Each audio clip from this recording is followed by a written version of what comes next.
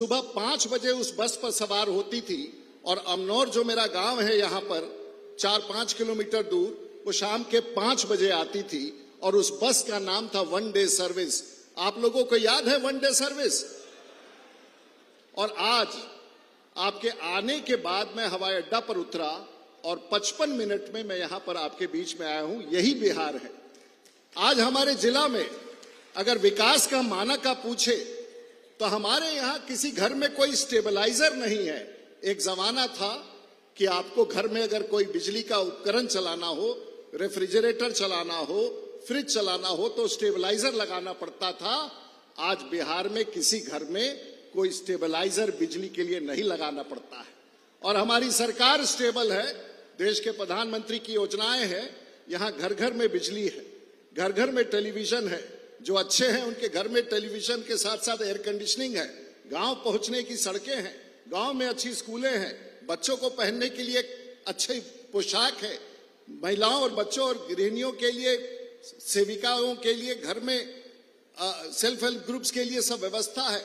और ये जिला तो एक ऐसा जिला है जो शायद भारतवर्ष में, अध्यक्ष जी आप नहीं जानते होंगे, देश का पहला जिला है जहां घर घर में रसोई गैस पाइपलाइन से पहुंच रहा है, जो भारत में किसी जिला में नहीं है। हम लोगों ने एक मानक स्थापित किया है। मैं आपसे यही कहना चाहूंगा कि विश्वास कीजिए। लोग नीतीश कुमार के विकास की बात जरूर करते हैं, लोग देश के प्रधानमंत्री के विकास की बात जरूर करते हैं, लेकिन सबसे बड़ा विश्वास उनको नीतीश कुमार पर है, जिसके बारे में सबके दिल में एक अच्छी सोच है। सबके दिल में देश के प्रधानमंत्री के प्रति एक अच्छी सोच है। हम सोच के साथ हैं, विकास के साथ हैं और हम आपको विश्वास दिलाना चाहेंगे कि बड़ी ताकत के साथ, बिहार में बड़ी बहुमत के साथ एनडीए की सरकार बनेगी और फिर से एक विकासशील भारत में विकसित बिहार, उसकी भागीदारी होगी। बहुत बहुत धन्यवाद। अभी आदरणीय सांसद महोदय के विचारों का आपने सुना। 1 मिनट समय लेते हुए मैं सम्मानित विधायक जनक सिंह जी, सम्मानित आदरणीय जनार्दन सिंह सिकरवाल साहब जो सांसद हैं, उनसे निवेदन है कि हमारे आदरणीय यशस्वी गृह मंत्री भारत सरकार का अंग वस्त्र देकर उनका अभिवादन करें, स्वागत करें।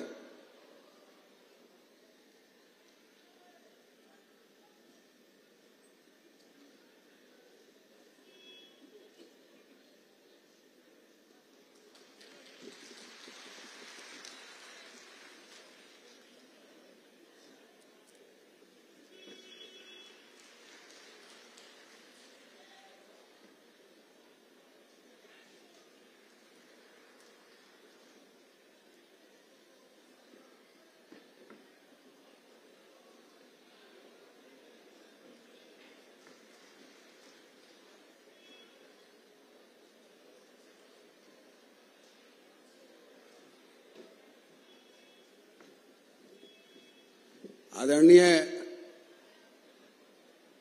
कृष्ण कुमार मंटू जी, बिहार सरकार के मंत्री आदरणीय अमित शाह जी का स्वागत कर रहे हैं। श्री प्रियंका जी अमित शाह जी का स्वागत कर रहे हैं। आदरणीय राजीव प्रताप रूढ़ी जी के द्वारा आदरणीय गृह मंत्री जी का स्वागत हो रहा है। माननीय लखनलाल जी देवानंद के मंत्री के साथ अब मैं कार्यक्रम को आगे बढ़ाते हुए परम आदरणीय यशस्वी प्रदेश के अध्यक्ष, संगठनकर्ता, आदरणीय प्रदेश अध्यक्ष श्री डॉक्टर दिलीप जायसवाल जी आए और पूरे जनमानस को संबोधित करें इस चुनावी समर में। आज सबसे पहले मैं प्रदेश अध्यक्ष होने के नाते अपने इस जिला के जिला अध्यक्ष स्वर्गीय बृजमोहन सिंह जी को श्रद्धा सुमन अर्पित करता हूं। आज इस नामांकन सभा में हमारे बीच आए हुए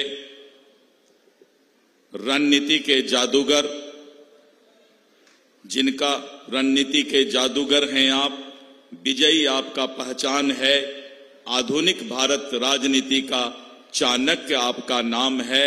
ऐसे भारत सरकार के गृह और सहकारिता मंत्री आदरणीय श्री अमित शाह जी का मैं बिहार और सारण के धरती पर स्वागत करता हूं। हमारे बीच इस क्षेत्र के लोकप्रिय सांसद आदरणीय राजीव प्रताप रूडी जी, आदरणीय जनार्दन सिंह सिग्रीवाल जी, माननीय प्रत्याशी अमनौर और बिहार सरकार के मंत्री कृष्ण कुमार मंटू जी, प्रत्याशी तरैया आदरणीय जनक सिंह जी, आदरणीय विधान पार्षद श्री सचिदानंद राय जी, माननीय मंत्री मध्य प्रदेश शासन विश्वास सारंग जी, हमारे लखनलाल देवसन जी, माननीय मंत्री छत्तीसगढ़, मंच पर उपस्थित सभी सम्मानित पदाधिकारीगण और सामने आए यहां पर हमारे भाइयों बहनों बुजुर्गों, मीडिया के सभी इलेक्ट्रॉनिक प्रिंट मीडिया और छायाकार बंधुओं, आज आदरणीय श्री अमित शाह जी भारत सरकार के गृह मंत्री और हमारे पूर्व राष्ट्रीय अध्यक्ष भारतीय जनता पार्टी, इनकी इच्छा हुई कि हम आज चुनाव का आगाज,